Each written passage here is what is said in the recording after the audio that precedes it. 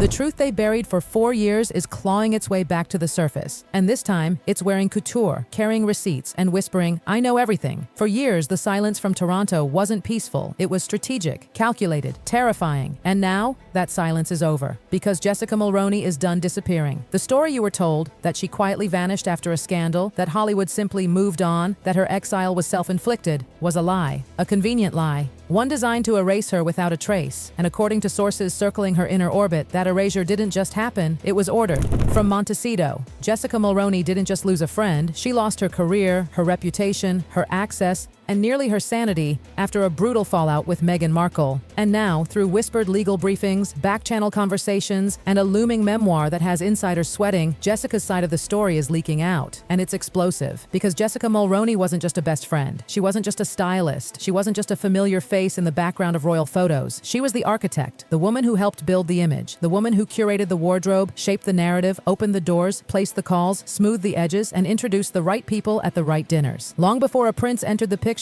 Jessica was already laying the foundation, and architects know where the cracks are. To understand how vicious this fallout became, you have to understand the pattern. Meghan doesn't just walk away from people, she replaces them. She absorbs what she needs and discards the rest. And once discarded, the former ally must be neutralized, because witnesses are dangerous. Jessica Mulroney came with something Meghan needed desperately: class. Not Hollywood ambition, not influencer hustle, but Canadian elite credibility, old money proximity, political lineage, society polish. Jessica didn't just dress her, she legitimized her. She was there before the engagement, there during the planning, there in the hotel rooms, on the secret phones, managing leaks, handling crises, smoothing scandals. She wasn't just in the room, she ran the room, which is exactly why she had to go. When Jessica became embroiled in a public controversy in 2020, Meghan didn't step in, didn't defend her, didn't offer grace. According to insiders, Meghan saw an opportunity, a clean break disguised as moral superiority. Jessica burned, Meghan stayed silent, and that silence wasn't passive. Within days, the friendship was over, not with tears, not with conversation, but with a cold, surgical message that insiders describe as devastating in its finality. And then came the real punishment, the blackout. Television contracts didn't just dry up, invitations didn't just stop coming. According to multiple sources, doors were quietly shut behind the scenes, calls were made, lines were drawn. Employ Jessica, lose access. And in Hollywood, access is oxygen. Jessica wasn't just fired, she was embargoed, her digital footprint was scrubbed, photos vanished, public associations disappeared.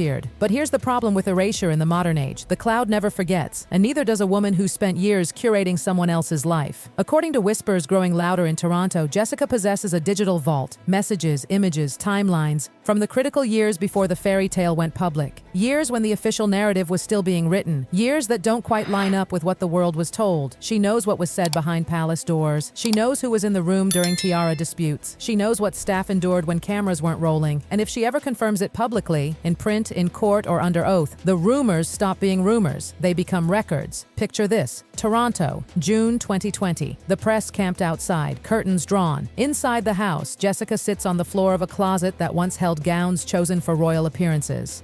Her phone shakes in her hand. The message is short, clinical, final. "I have to protect my family. Please do not contact me." That's it. No goodbye, no explanation. No loyalty for years of silence kept and secrets buried. And in that moment, something shifts.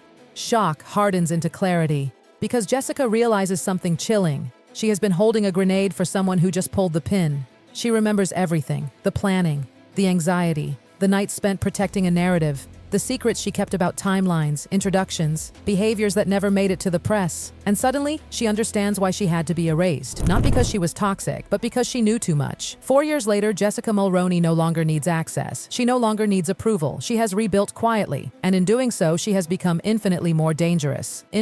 Whispers now circulate of a Rowena Clay, fiction that isn't really fiction, a story about a stylist and a social climber, a woman who rises by consuming the lives of those who helped her climb. A book that doesn't name names, but doesn't need to, because everyone already knows who it's about. Meghan Markle thought Jessica was bad optics. She forgot Jessica comes from political sharks. She knows how to wait. And now, the vault is opening, because Jessica Mulroney doesn't want reconciliation. She wants vindication.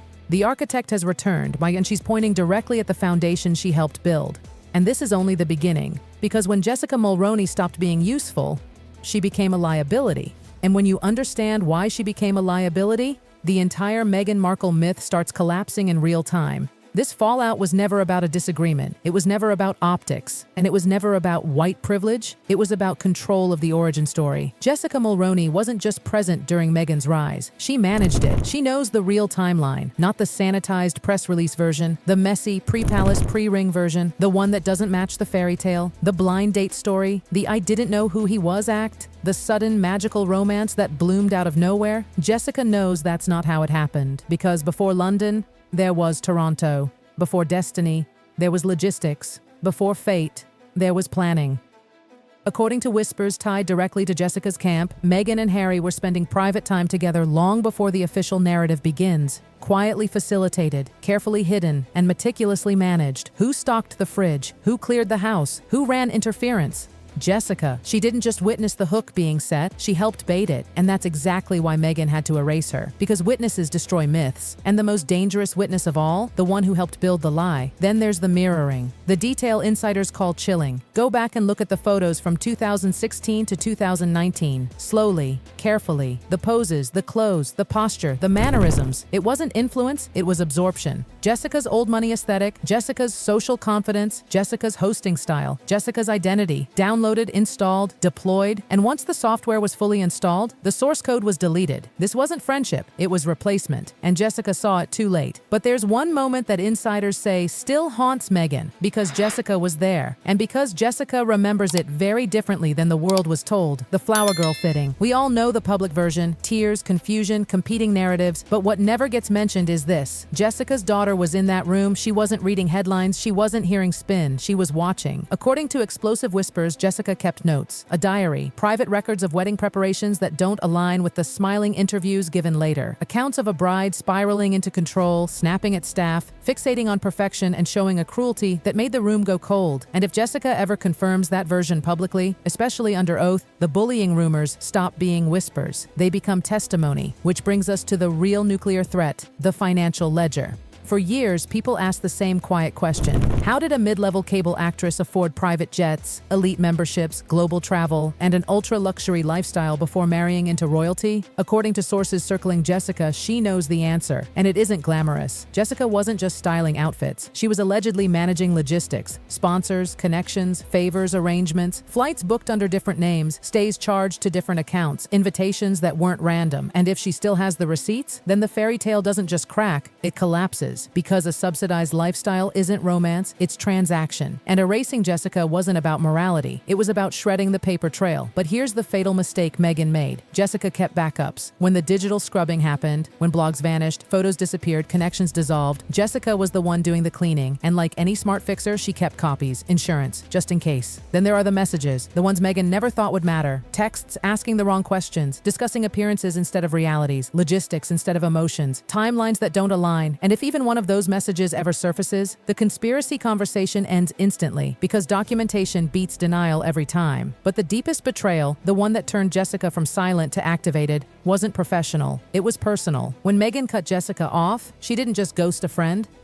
She ghosted children who called her Auntie Meg, children who carried her veil, children who adored her. No goodbye, no explanation, no closure, just absence. According to those close to the Mulroney family, the kids asked what they had done wrong, why the calls stopped, why the gifts never came, why someone who promised nothing would change, vanished. And that's when Jessica stopped protecting the narrative. Because careers can be rebuilt, reputations can be repaired, but you don't forgive someone for emotionally orphaning your children. And now, Jessica isn't alone. Quiet alliances are forming, former staff, discarded insiders, people who kept their heads down for years, people who signed NDAs but still have memories, people who saw the mask slip. Together, they form something Meghan never planned for, a coalition of witnesses. And Jessica is the keystone, because she doesn't just have professional complaints. She has personal receipts, she has emotional truth, she has context, and she never signed a contract, which means she owes no silence. In Montecito, the panic is real. Lawyers, strategies, rebranding attempts, lifestyle launches built on shaky ground, because every new project rests on the same unstable foundation, a story Jessica helped build, and now she's threatening to release the director's cut. Picture the final scene, a woman alone in a quiet house, scrolling through old footage, laughing with someone who used to be indispensable, a reflection staring back that doesn't feel fully hers. Because the truth is this: once Jessica disappeared, the Polish disappeared too. The fit got sloppy, the strategy got chaotic, the access dried up, the architect was gone, and the structure started failing. This isn't about revenge, it's about correction. Jessica Mulroney doesn't want the spotlight back. She wants the record set straight, because when you erase the woman who built you, you don't erase the truth, you activate it. And this time, the truth isn't whispering, it's waiting.